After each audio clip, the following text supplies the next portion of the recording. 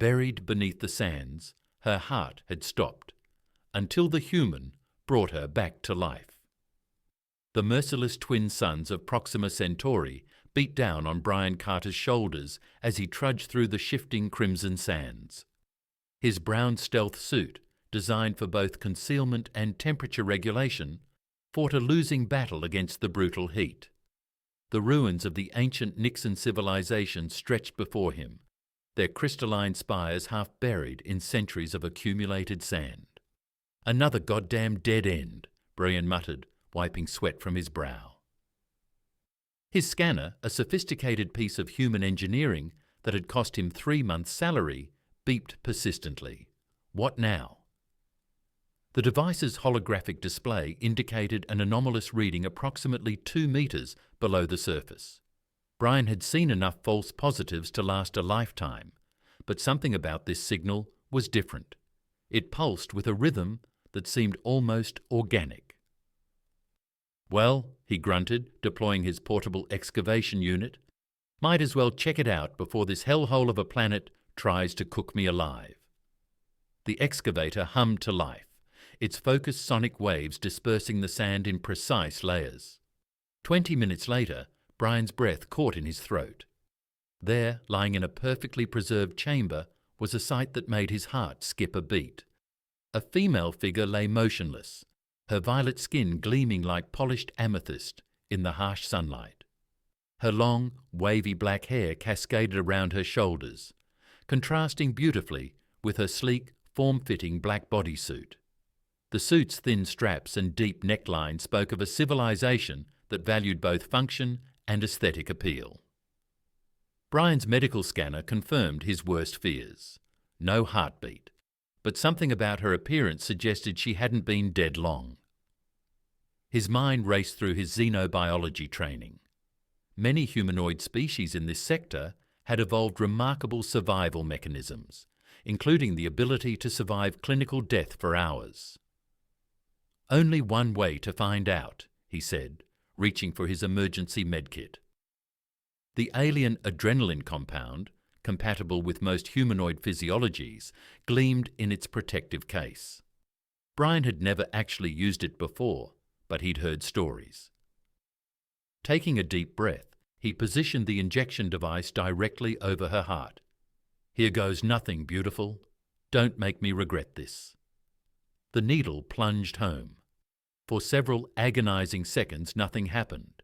Then suddenly, her back arched and her eyes flew open, eyes of the deepest indigo he'd ever seen. She gasped, drawing in a desperate breath, and Bryan found himself supporting her as she coughed and shuddered back to life. "Easy there," he soothed, holding her steady. "You're safe now." She focused on him, confusion and wonder playing across her features. When she spoke, her voice was melodious, but rough from disuse. You brought me back." "Guilty as charged," Bryan replied with a crooked smile. "Though I'd love to hear how you ended up buried in an ancient ruin." She attempted to stand, but swayed dangerously.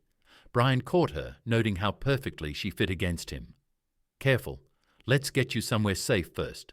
My ship's not far." "Thank you," she whispered, leaning into his support. "I'm Syra. I was running from a Crimson Syndicate enforcer. The sandstorm... I thought I'd found shelter, but..." "Syra," Bryan said, lifting her easily into his arms. "Looks like it's your lucky day.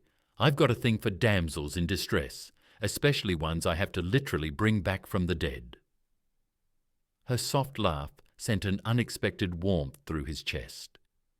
"My hero," she murmured, and though her tone was playful, something in her eyes suggested she meant it. Bryan's ship, the Stellar Wanderer, cut a sleek profile against the darkening sky as they approached. Syra had regained enough strength to walk, though she kept close to his side. The warmth of her body against his sent pleasant shivers down his spine, despite the scorching heat. "Home sweet home," Bryan said, palming the entry scanner. "It's not much, but it's got character." The ship's interior was testament to human engineering, practical yet comfortable. Syra's eyes widened as she took in the lived-in space, fingers trailing over the worn leather of the pilot's chair. Your technology? It's so different, she mused. Rugged, reliable, like you. Bryan felt his face warm at the compliment. Let's get you checked out in the med bay first, then we can discuss your apparent death wish with Crimson Syndicate enforcers. The medbay's diagnostic scan confirmed what Bryan suspected. Her biology was fascinating. Her violet skin contained trace elements of crystalline structures, explaining both its beautiful hue and her species' ability to survive temporary death states. Your heart, he said, watching the holographic display. It's actually 3 separate chambers working in harmony. Beautiful design. Syra's indigo eyes met his. You find alien anatomy beautiful? I find lots of things beautiful, he replied, then cleared his throat. The scan shows you're recovering well, but you should rest. A warning klaxon shattered the moment. Bryan cursed, rushing to the bridge with Syra close behind. The radar showed an approaching vessel, sleek, predatory, and definitely Syndicate. Looks like your friend found us, Bryan growled, dropping into the pilot's seat. Strap in, princess. This is going to get interesting. Syra buckled herself into the co-pilot's chair, her expression determined. He's not my friend, and I'm no princess. Could have fooled me, Bryan grinned, firing up the engines. The Wanderer lifted off just as energy bolts started peppering the sand around them. The storm belt? Syra suggested, pointing to the massive wall of swirling crimson clouds on the horizon. Most pilots won't follow us in there. Most pilots aren't crazy humans, Bryan replied, but he was already plotting the course. Hold on tight. The Wanderer shot forward, sand streaming off its hull as they accelerated. The Syndicate ship followed, closing the distance with alarming speed. Another volley of energy bolts rocked the ship. Bryan yanked the controls, sending them into a spiral. Shield integrity at 80%. Your friend's persistent. He wants what I stole, Syra admitted, gripping her armrest. Information about their operations, names, locations, things that could bring down their entire network. Bryan spared her a glance. You're just full of surprises, aren't you? They hit the storm belt at full speed. The ship bucked and groaned as massive wind shears buffeted it from all sides. Visibility dropped to near zero, but Bryan flew by instinct and instruments, threading their way through the chaos. You're amazing, Syra breathed, watching his hands dance across the controls. I've never seen anyone fly like this.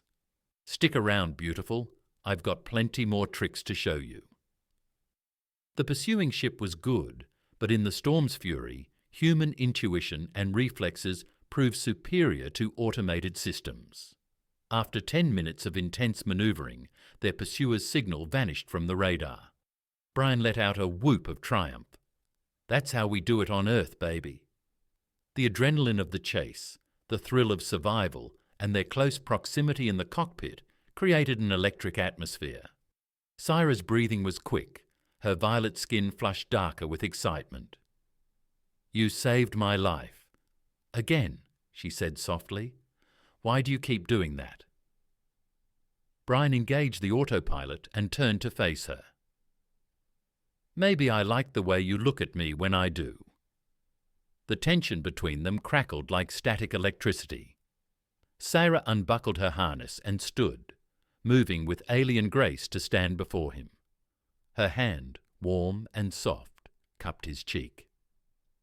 Show me more human tricks, she whispered. Bryan stood slowly, their bodies nearly touching. Are you sure? There's no going back from this. Her answer was to press herself against him, her lips finding his with unerring accuracy. The kiss was electric, different yet familiar, exotic yet perfect. Her skin was like warm silk under his hands. My species, she murmured between kisses, we bond for life. Are humans so dedicated? When we find the right person, Bryan replied, lifting her into his arms, we can be pretty damn dedicated. They barely made it to his quarters, leaving a trail of scattered equipment in their wake. What followed was a discovery of differences and similarities of alien passion and meeting human desire, two souls finding connection across the vast gulf of space.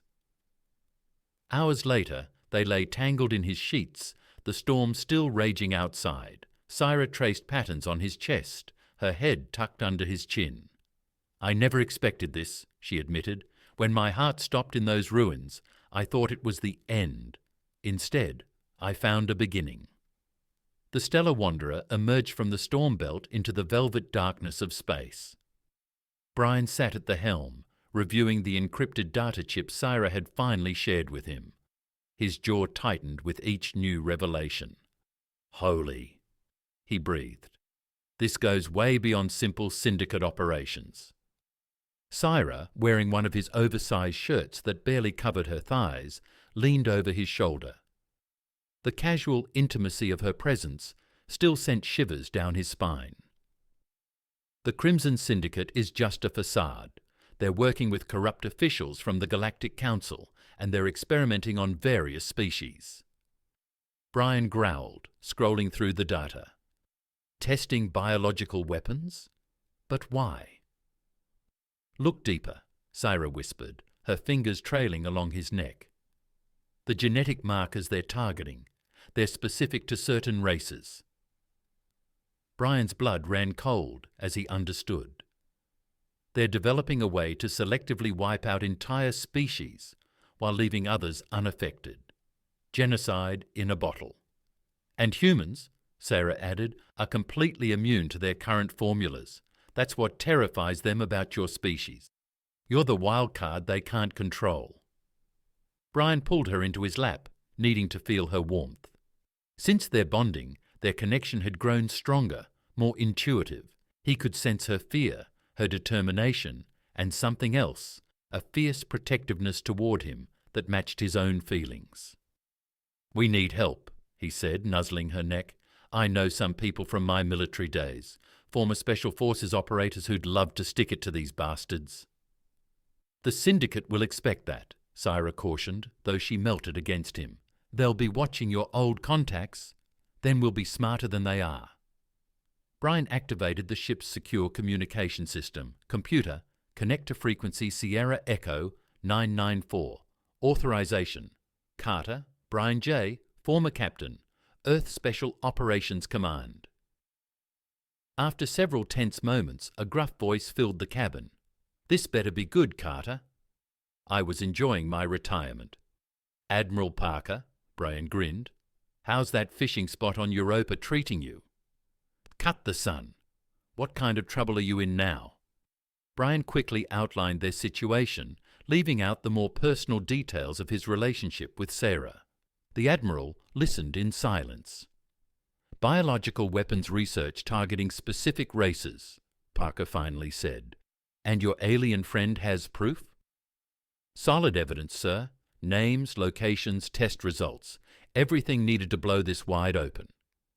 "Get your ass to Europa and watch your six. My sources say the Syndicate's deployed their elite hunter teams. Parker out." As the connection closed, proximity alarms blared. 3 ships had just dropped out of hyperspace behind them. "Speaking of hunter teams," Bryan muttered, firing up the engines. "Hold tight, beautiful." The chase that followed pushed both ship and pilot to their limits. The hunters were good, military good, but Bryan had learned a few tricks they didn't teach in any academy. "Remember that immunity you mentioned?" he asked, plotting a course toward a nearby asteroid field. "Think it extends to radiation?" Sarah's eyes widened. "You're not serious." "Dead serious," Bryan grinned. "Human physiology can handle short bursts of hard radiation better than most species. Want to bet these boys aren't human?" The Wanderer dove into the asteroid field, weaving between massive rocks while approaching an unstable pulsar. The pursuing ships followed, but more cautiously. "Bryan," Sarah said softly, touching his arm, "there's something else you should know." She hesitated, then continued. "The bonding between us is changing me. My biology is adapting to match your radiation resistance. I can feel it. Bryan spared her a glance, noting the subtle changes in her violet skin. It seemed to shimmer now like the surface of a star. Is that normal for your species? Nothing about this is normal, she laughed. My people have never successfully bonded with humans before. We're making history here, my brave captain. The moment was interrupted by a massive radiation surge from the pulsar. While their pursuers broke off their attack, retreating from the deadly emissions, the Wanderer pushed through, its hull creaking in protest. Their loss, Bryan said, pulling Syra close once they were clear. Now, about these changes you mentioned. Their kiss was interrupted by an urgent message alert. Admiral Parker's face appeared on the screen, his expression grave. Carter, get to Europa now. My security team just intercepted Syndicate assassins. They're not just after the data anymore. They want to study your friend. Something about unique genetic adaptations. Whatever's happening between you two has them spooked. Europa's icy surface glittered beneath the stellar Wanderer as Bryan guided the ship toward Admiral Parker's hidden base.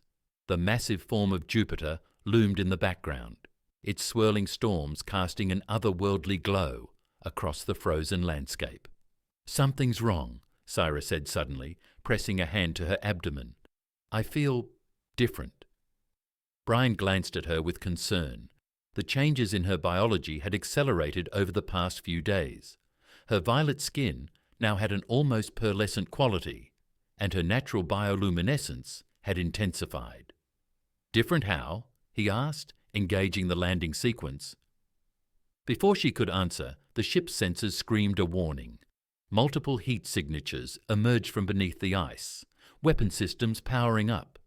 Bryan yanked the controls, narrowly avoiding a barrage of plasma fire. So much for a warm welcome, Bryan muttered. Sarah's voice was tight with emotion. I need to tell you something important. An explosion rocked the ship, cutting her off. The Wanderer's port engine sputtered and died. Hold that thought, beautiful, Bryan growled, fighting the controls. We're going in hot. The emergency landing was more of a controlled crash. They skidded across the ice, leaving a trail of burning debris before coming to rest near a massive crevasse. You okay? Bryan asked, helping Sarah from her seat. She nodded, then suddenly doubled over. Bryan, I'm carrying your child. Our species are compatible in ways nobody thought possible. The bonding, it changed everything. Bryan froze, 1,000 emotions flooding through him at once. Then the sound of approaching vehicles snapped him back to reality. We'll figure this out together, he promised, pulling her close. But right now, we need to move. They grabbed emergency gear and fled the ship moments before Syndicate forces arrived. The ice tunnels beneath Europa's surface were a maze of crystalline passages and hidden chambers. Bryan's military training and Syra's enhanced senses helped them stay ahead of their pursuers. The Admiral's backup facility should be 2 kilometers north, Bryan whispered as they crouched in a natural ice formation. If it hasn't been compromised too. Syra touched his face, her eyes glowing softly in the darkness. Our child will be unique. The first human Nixian hybrid. That's why they want us so badly. They're afraid of what this means. They should be, Bryan smiled fiercely. Humanity's got a way of changing the game, and now you're carrying living proof of that. A distant explosion echoed through the tunnels, followed by the sound of combat. Bryan recognized the distinctive crack of human military-grade weapons. Looks like some of the Admiral's people are still fighting, he said, ready to crash their party. Sarah's answer was to pull him into a passionate kiss. I never thought when you found me in those ruins that you'd give me so many new beginnings. A new life, a new love, and now a new future growing inside me. Speaking of that, Bryan said as they moved toward the sound of battle, any idea what we should expect with a hybrid baby? My people's children typically gestate for 3 months, Sarah replied, checking her weapon. But with the human DNA accelerating my adaptation, who knows? We're in uncharted territory. They emerged into a large cavern to find a full-scale battle in progress.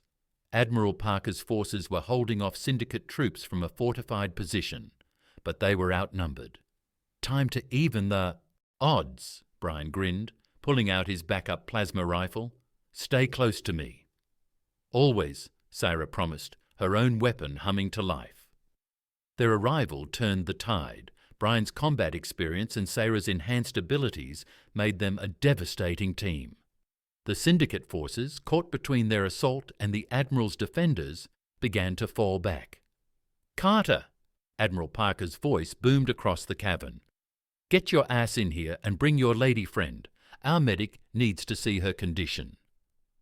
Inside the fortified position, they found a fully equipped underground base. The medic, Dr. Sarah Chester, immediately began scanning Sarah. "Fascinating," she muttered. "The fetus is developing at an accelerated rate, but it's completely stable. The genetic merger is perfect, almost as if your species were meant to be compatible." "That's impossible," Admiral Parker interjected. "The Nixian have been around for millennia. How could they be compatible with humans?" "Because," Sarah said softly, "my people were created by the same ancient race that seeded Earth with human potential. We were meant to find each other, eventually." The revelation stunned everyone into silence. Then the base's alarms began to wail. "Multiple capital ships entering Europa's orbit," an officer reported. "Syndicate reinforcements," Parker said grimly. "They're preparing to glass the surface." Bryan pulled Sarah close, his hand protectively covering her abdomen. "Any ideas?" Admiral Parker's weathered face broke into a predatory smile. "As a matter of fact, son, I do. How do you feel about stealing a Syndicate dreadnought?" The infiltration team moved silently through the maintenance shaft of the Syndicate dreadnought Crimson Dawn. Bryan led the way with Sarah close behind, her enhanced sensors proving invaluable in detecting guard patrols before they appeared. "You're sure about this?" Bryan whispered, helping her through a particularly tight section. Her pregnancy, though only days old, was progressing rapidly, already showing slight signs. "I've never been more sure of anything," Sarah replied, her hand brushing his as they moved. "Besides, our little one seems to enjoy the excitement." "Feel." She guided his hand to her abdomen, where a subtle warmth pulsed with an otherworldly rhythm. The sensation sent a surge of protective instinct through Bryan's body. Admiral Parker's voice crackled through their secure comms. "Cut the romance, you two. Engineering section's coming up. Remember, we need that command core intact." The plan was audacious. Steal the Dreadnought's command codes, transmit the biological weapons data to the Galactic Council, then use the ship's own systems to prevent the Syndicate from glassing Europa. Simple, if you were criminally insane. As they approached engineering, Cyrus suddenly froze. "Bryan, look at these markings."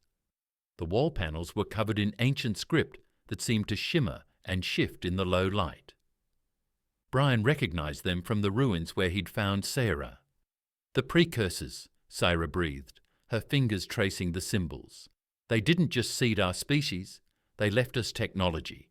The Syndicate's been using it without understanding it." A deep hum resonated through the shaft, and the symbols began to glow with an inner light. Sarah's skin responded, her natural luminescence synchronizing with the ancient technology. "Holy," Bryan muttered as a hidden panel slid open, revealing a chamber filled with crystalline structures.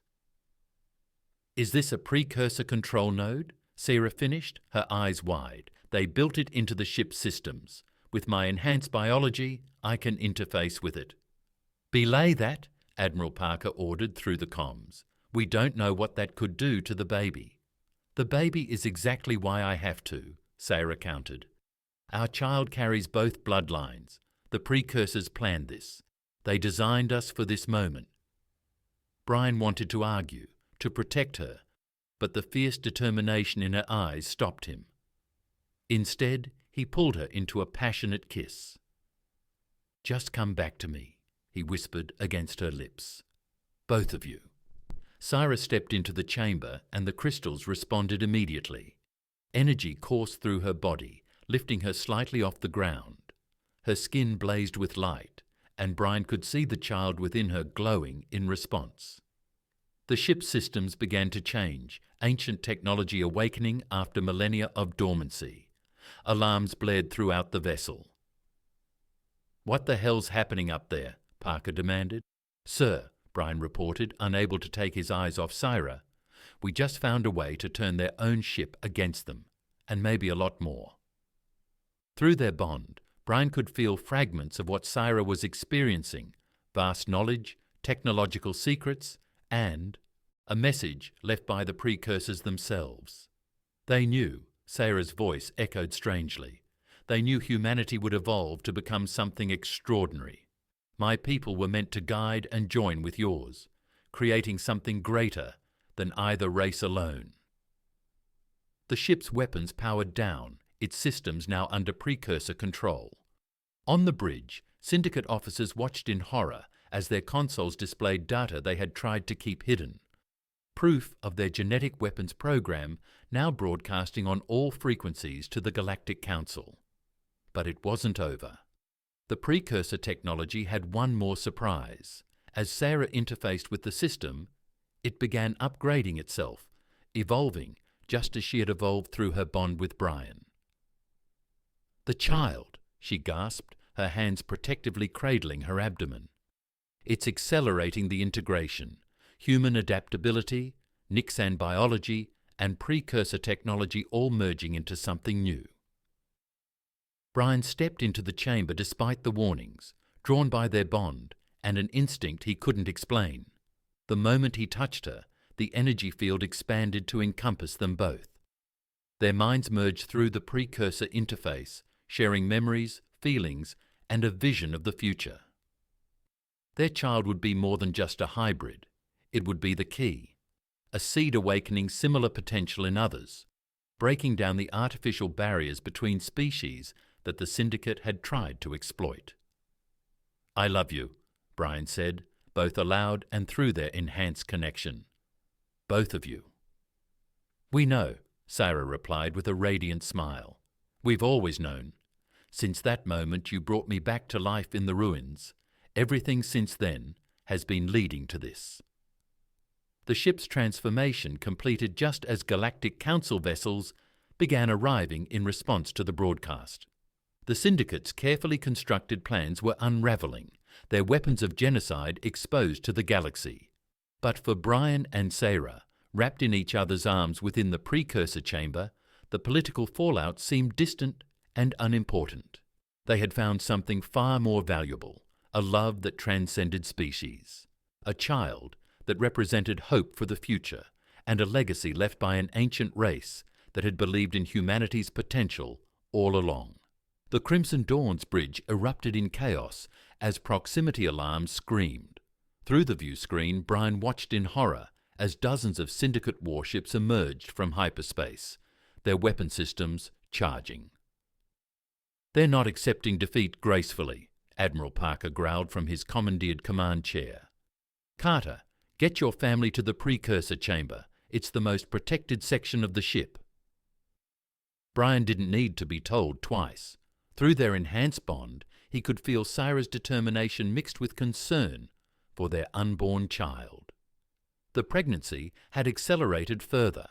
She now looked several months along, her violet skin glowing with an inner radiance that took his breath away. "They're deploying boarding parties," Syra announced as they hurried through the corridors. "But there's something else, something wrong about their energy signatures." A massive impact rocked the ship. Emergency bulkheads slammed shut as hull breaches were detected across multiple decks. "They're using suicide tactics," Bryan realized, ramming ships packed with their bioweapons. "If even one breaks containment, it won't—" "Syra," she said firmly, placing his hand on her swollen abdomen. "Feel that. Our little one's not going to let that happen." The moment his skin made contact, Bryan felt it, a surge of power unlike anything he'd experienced before. Their child was channeling precursor energy through both of them, creating a protective field that spread throughout the ship. They reached the crystal chamber just as another impact shook the vessel. The ancient technology responded immediately to their presence, the crystals pulsing with synchronized light. "The baby's interfacing with the system," Syra gasped, her eyes wide with wonder. "It's teaching me how to use it properly." Through their shared consciousness, Bryan saw what she meant.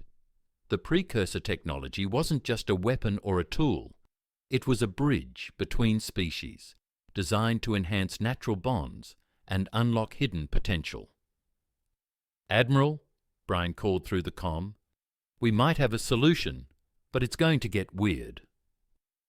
"Son," Parker replied amid the sound of battle, "weird stopped being a concern when your alien girlfriend started glowing and your unborn child started upgrading my ship. Do what you need to do." Sarira stepped into the center of the chamber, pulling Bryan with her, their bodies pressed together, fitting perfectly despite her changed form. The field intensified around them, and Bryan felt their consciousness expanding beyond the ship. "I can feel them," Sierra whispered against his neck.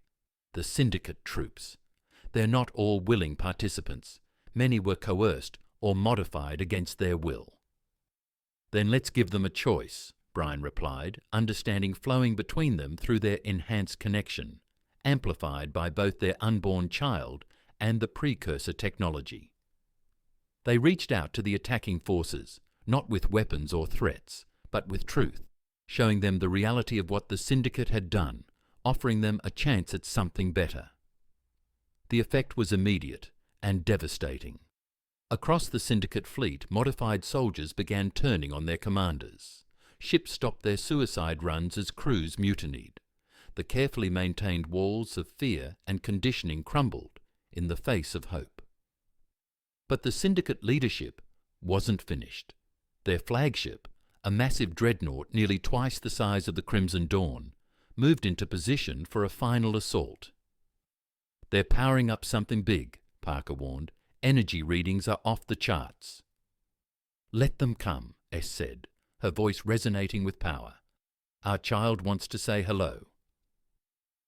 The enemy flagship fired, unleashing a beam of concentrated energy that should have torn through any normal vessel. Instead, it met a barrier of pure precursor energy, channeled through the unique combination of human and Nixon DNA that their child represented. The beam didn't just stop, it reversed, following the connection back to its source. But instead of destroying the Syndicate ship, it began transforming it, spreading the same awakening that had started on the Crimson Dawn. "Holy!" Parker breathed over the comm. "Are you seeing this?" They were. Through their shared vision, Bryan and Sierra watched as the precursor technology spread from ship to ship, breaking down barriers, healing modifications, and offering choices where before there had been only chains. In the crystal chamber, Sierra turned in Bryan's arms, her eyes glowing with joy and love. "Do you remember," she asked, "when you found me buried in those ruins?" My heart stopped. "How could I forget?" Bryan replied, brushing a strand of hair from her face. "Best decision I ever made, bringing you back." "You didn't just restart my heart," she said softly. "You started something new, something that's going to change everything." Their kiss was interrupted by a powerful kick from within Sierra's abdomen, making them both laugh. "I think someone's ready to meet us," Bryan said, caressing the swell of her belly. "Soon," Sierra promised, "but first, we have a galaxy to help heal. Together." The Crimson Dawn shuddered under another assault as the remaining Syndicate loyalists launched their desperate final attack. In the precursor chamber, Sierra's grip on Bryan's hand tightened as another contraction hit. "Your timing is impeccable, little one," she gasped, her violet skin pulsing with waves of bioluminescence that matched her labor rhythm. Just like his father, Bryan grinned, trying to mask his concern as battle stations blared throughout the ship. Through their bond, he could feel both Sierra's pain and their son's eagerness to enter the universe. Admiral Parker's voice crackled through the communication. "Carter, we've got multiple boarding parties cutting through the hull. They're targeting your location. Seems they want your kid more than they want revenge." "Like hell they will," Bryan growled, checking his weapons while maintaining physical contact with Sierra. The precursor crystals around them hummed with increasing intensity, responding to the imminent birth. Dr. Chester, who'd insisted on accompanying them to the chamber, monitored her portable medical scanner with fascination. "The child's energy signature is off the charts. He's actually strengthening the ship's defenses through his connection to the precursor tech." "That's our boy," Sierra smiled through another contraction, "already protecting his family before he's even—" "Ah!" Her eyes widened. "Bryan, he's coming now." The ship's internal sensors screamed a warning. Syndicate troops had breached the outer defenses and were converging on their position. Bryan could hear weapons fire getting closer. "Parker, we need backup," he shouted into the comm while helping SRA into a more comfortable position. "Working on it, son," the Admiral replied amid the sound of combat. "But our security teams are spread thin. You'll have to hold them off." The chamber's entrance cycled open, admitting a squad of former Syndicate soldiers who had defected during the earlier battle. Their leader, a burly Centurion named Rax, took up a defensive position. "We owe you our freedom," he rumbled. "We'll die before we let them touch your family." Bryan nodded gratefully, turning his attention back to SRA. Through their enhanced connection, he could feel their son's consciousness reaching out, already so aware, so powerful. The first explosion rocked the outer doors. Rax and his team opened fire as Syndicate troops attempted to breach the chamber. The precursor crystals pulsed faster, creating a protective barrier around SRA. "Almost there," Dr. Chester encouraged. "One more push." SRA's cry of effort merged with the sound of battle. Bryan held her tight, their bodies and minds completely in sync. Through their bond, in that moment, something extraordinary happened. Their son's consciousness, amplified by the precursor technology, expanded throughout the ship. Every crystal, every circuit, every particle of energy responded to his arrival. The attacking troops suddenly stopped, weapons falling from nerveless fingers as they were touched by a wave of pure potential. The combined power of human determination and Nixan adaptation, wrapped in the ancient wisdom of the precursors. "By all the stars," Rax whispered, lowering his weapon. A new cry filled the chamber, strong, defiant, and unmistakably unique. Bryan found himself holding a perfect baby boy, his skin a subtle blend of human tones and CRA's violet hue. His eyes, already open and aware, shifted between deep brown and indigo. "He's beautiful," CRA breathed, reaching out to touch their son's face. "Our little Nixon human miracle." "He needs a name," Bryan said softly, still in awe of the tiny being who'd already changed so much. CRA smiled, her exhaustion evident, but her joy overwhelming. "In my culture, we name children after the moment of their greatest potential. I think Kith. It means bridge between stars in ancient Nixan." "Kith, Carter," Bryan tested the name, feeling it resonate through their bond. Their son gurgled in apparent approval, sending a wave of contentment through their shared connection. Outside the chamber, the remaining Syndicate forces had surrendered, overcome by the psychic backlash of Kith's birth. Admiral Parker reported that similar scenes were playing out across the entire battle zone. "Your son just ended a war by being born," Dr. Chester said, shaking her head in amazement. "I can't wait to see what he does for an in-corps—" SRA pulled Bryan down for a tender kiss, their baby secure between them. "Thank you," she whispered. "For what?" "For finding me in those ruins, for being brave enough to restart my heart, for giving me a new life, a new love, and now this perfect new being. The precursor crystals pulsed with warm light, creating patterns that danced across their skin. Through their bond, Bryan could feel Kith's consciousness already exploring, learning, growing. Their son would be something entirely new, not just a hybrid, but a bridge between all species, living proof that love could transcend any boundary. 3 weeks after Kith's birth, the Crimson Dawn drifted in deep space, its precursor systems humming in harmony with the infant's developing powers. Bryan stood at the viewport, watching his son float in a sphere of pure energy, while SRA guided his first attempts at conscious control. "That's it, little star," SRA said as Kith giggled, creating patterns of light that danced across the chamber. Just like that. Bryan couldn't help but smile at the scene. Their son was growing at an accelerated rate, already displaying the awareness of a much older child. His skin shifted between human and Nixon tones, depending on his mood, and his eyes held wisdom that sometimes made even Admiral Parker uncomfortable. The moment of peace shattered as emergency alarms blared throughout the ship. Multiple vessels dropped out of hyperspace. The tactical officer announced, "Syndicate signatures, but different." "Different how?" Bryan demanded, already moving to shield his family. "They're running dark," Parker replied from the bridge. "No power signatures except for life support, like they're being controlled remotely." Through their bond, Bryan felt CRA's sudden tension. "Ghost ships," she whispered, clutching Kith closer.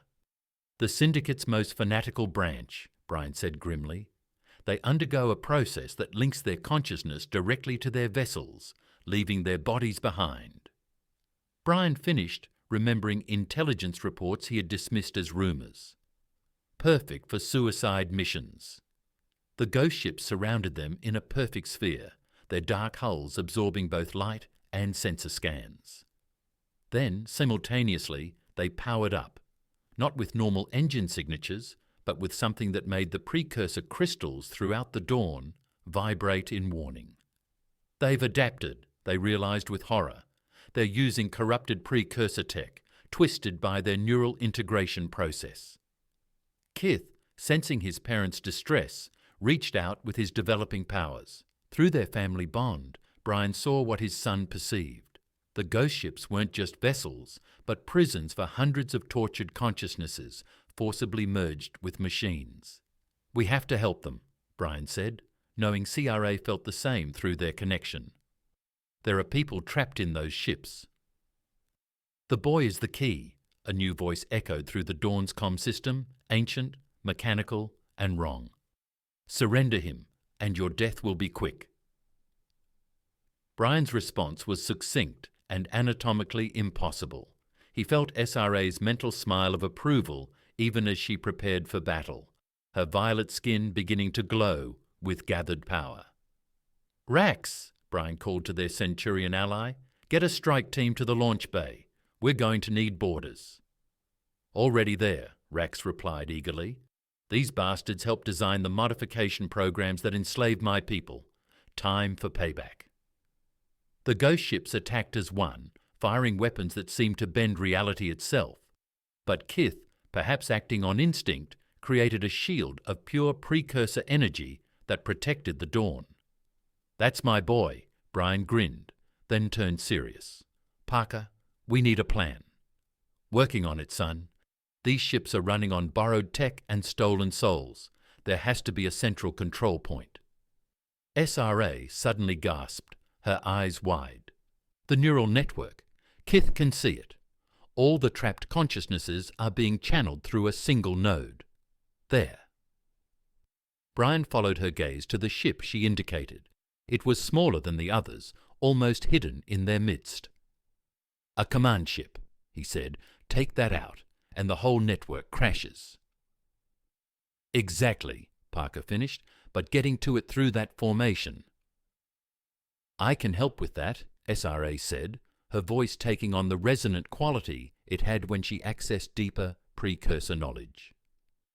"Our bond, amplified through Kith, can reach those trapped minds, give them a chance to fight back. Bryan pulled her close, their son secure between them. The familiar heat of attraction flared, despite the situation, or perhaps because of it. Every crisis they faced only strengthened their connection, their love growing deeper with each challenge. "Do it," he whispered against her lips. "Show them what humanity and Nixon's can do together."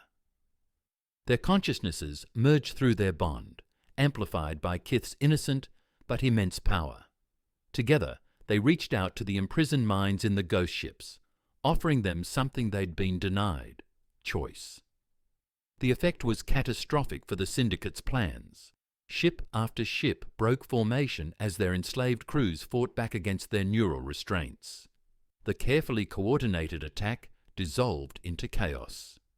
"Now," Parker ordered, and the Dawn surged forward, its weapons targeting the command ship with devastating precision.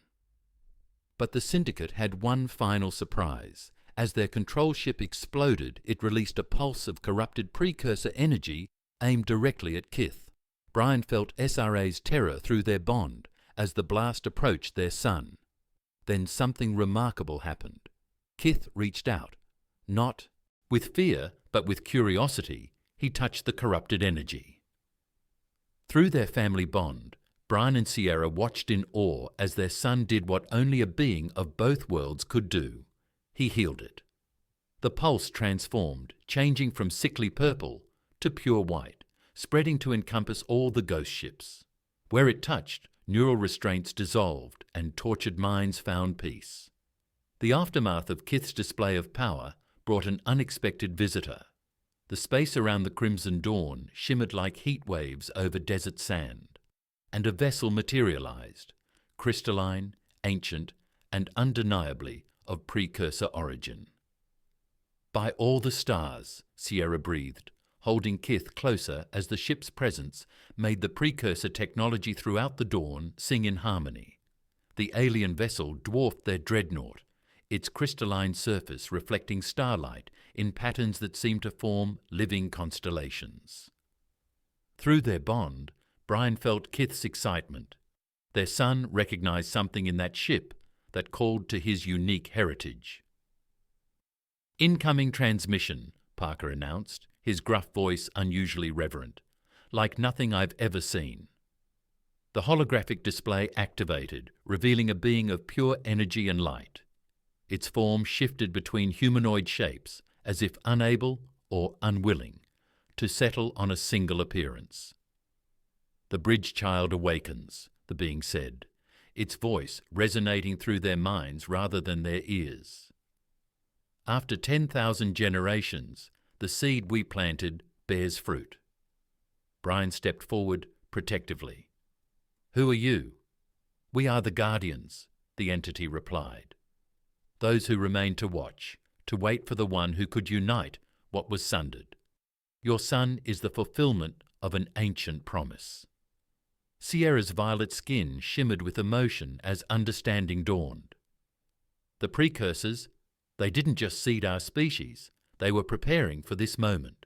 "Yes," the Guardian confirmed, "humanity's adaptability, Nixon preservation, combined in perfect harmony. Your love story was written in the stars long before either of your races reached for them." "Hold up," Bryan interjected. "Are you saying we were manipulated into falling in love?" The Guardian's light form rippled with what might have been amusement. "No manipulation was needed. The potential was there. We merely provided opportunities. Your choice to save her that day in the ruins was purely your own, Bryan Carter, as was every choice that followed." Kith reached toward the hologram, creating his own patterns of light that intertwined with the Guardian's form. Through their family bond, Bryan and Sierra felt their son's understanding, deeper than words, more profound than mere knowledge. "He is ready," the Guardian announced. "The bridge child must take his place among us to guide the next phase of evolution for all species." "Like hell," Bryan growled. "He's our son, not some cosmic chess piece." "My love." Sierra touched his arm, her eyes glowing with inner light. Look closer. Through their enhanced connection, Bryan saw what she meant. The Guardian wasn't proposing to take Kith away. Rather, their son would become part of something greater while remaining with them. A bridge not just between species, but between the physical and energy realms the precursors had once inhabited. The crystalline ship extended an invitation, not just to Kith, but to all of them.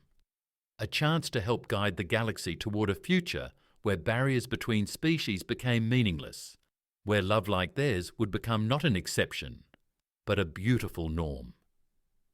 Together? Bryan asked, looking at Sierra. Her answer was a kiss that sent sparks of energy dancing across their skin. Through their bond, he felt her absolute trust, her complete devotion, and her excitement for their shared future. "Always together," she whispered against his lips. "From the moment you brought my heart back to life, we were destined for something extraordinary." Kith's happy gurgle seemed to light up the entire bridge. The infant's powers had grown exponentially, but his most remarkable trait remained his capacity for joy, a perfect blend of human emotion and Nixon grace. Admiral Parker cleared his throat. "Well, don't keep the cosmic beings waiting. The Dawn's yours if you want her. She's more your ship than the Earth fleet's now anyway." The transition was seamless. The Crimson Dawn, guided by Kith's instinctive understanding of precursor technology, merged with the crystalline vessel. The result was something entirely new, a ship that represented the same harmony its crew embodied. As they prepared to embark on their new mission, Bryan held his family close. Through their bond, he shared memories of that first moment in the ruins, the leap of faith that led him to try saving a beautiful alien woman buried in the sand. Every challenge they'd faced, every obstacle overcome, had only strengthened what began in that instant. "You know," he said, watching stars streak by in entirely new patterns through their transformed ship's viewport, "I never did tell you why I decided to try that crazy revival in the ruins." Sierra smiled, her violet skin glowing with love and contentment. "Why?" "Because even with your heart stopped, you were the most alive thing I'd ever seen. And I knew somehow that bringing you back would change everything." "And did it?" she teased, though their bond thrummed with shared joy. Bryan looked at their son, now sleeping peacefully in a cradle of pure energy, then back at his beautiful alien wife. "It changed the whole damn universe." "Beautiful," she whispered, "and we're just getting started." The ship accelerated into the unknown, carrying its precious cargo of hope and possibility. Behind them, the ghost ships dispersed, their freed crews beginning their own journeys of recovery and discovery. Ahead lay infinite potential, guided by the love of two beings who defied cosmic odds to find each other. And somewhere in the vast expanse of space and time, the precursors smiled upon their greatest creation, not their technology or their grand plans, but the simple, universe-changing power of a human man who chose to restart an alien woman's heart.